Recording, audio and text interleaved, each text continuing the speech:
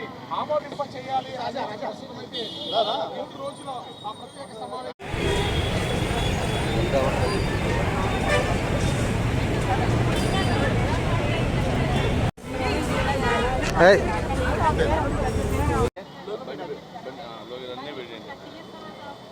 బండి పెట్టి ఆ పక్క పెట్టాడు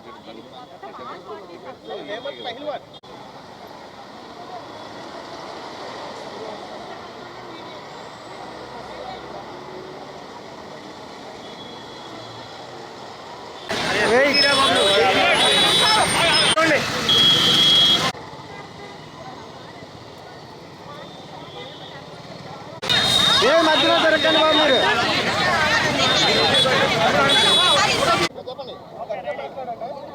అందరికీ నమస్కారం. ఈరోజు ఇక్కడ మనకి ఎల్ఐసి బిల్డింగ్ దగ్గర ఉన్నటువంటి బిఆర్ అంబేద్కర్ స్టాచ్యూ దగ్గర నుంచి మహిళలతో ఆనంద కోలాహలతోటి ర్యాలీ అనేది నిర్వహించడం జరుగుతుంది. ఏదైతే 33% రిజర్వేషన్ ఇస్తున్నారో మహిళలకి దానికోసం ఇక్కడ అనేది ర్యాలీ నిర్వహించడం జరుగుతుంది. అయితే మహిళలందరూ కూడా దీన్ని సద్వినియోగం చేసుకునే విధంగా ముందుకు సాగుతున్నారు. వాళ్ళందరికీ ఎన్నో సంవత్సరాల తర్వాత, ఎన్నో యుగాల తర్వాత ఈ హక్కు అనేది లభించింది. సో దీనికి అందరూ కూడా మోడీ గారికి ధన్యవాదాలు తెలియజేసుకుంటున్నారు. అలాగే మన భారతదేశం యొక్క చరిత్రలో ఇది ఒక చిరస్థాయిగా నిలిచిపోయే ఘట్టం కింద అందరూ కూడా చోటు చేసుకునే విధంగా ఉంది. కాబట్టి మేమందరం కూడా మరొకసారి గట్టిగా మోడీ గారికి ధన్యవాదాలు తెలియజేసుకుంటాం.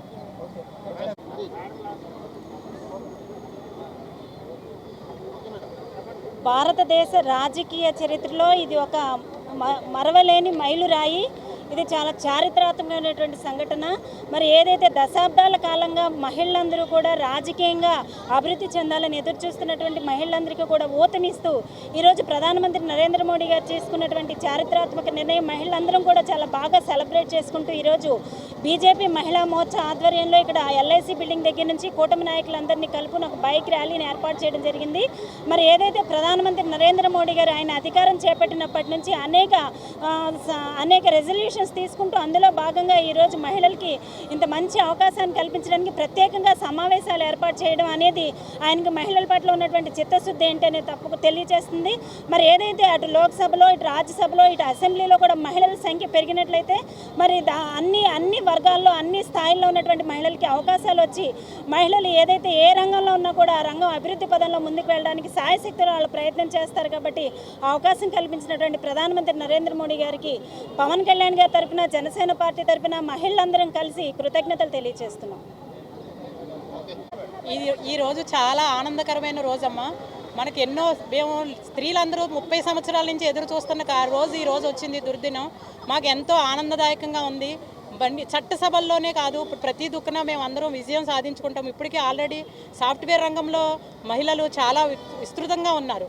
అలాగే ఇప్పుడు మన పార్లమెంట్లో కావచ్చు, రాజ్యసభలో కావచ్చు, అసెంబ్లీలో కావచ్చు 33% లేడీస్ గలమెత్తి ఇంటిని ఎలాగైతే చక్కదిద్దుతామో అలాగే మా నియోజకవర్గాలని, మా ప్రజల్ని అందరినీ చక్కదిద్దే హక్కు లేడీస్కి కూడా చేయగలుగుతారు అనేది మీకు అందరికీ వచ్చిన అవకాశంగా ఇది మేము చంద్రబాబు నాయుడు గారికి, మోడీ గారికి, యావత్ ఇంక్లూడింగ్ అన్ని పార్టీలకి కూడా మేము ధన్యవాదాలు చెప్తున్నాము.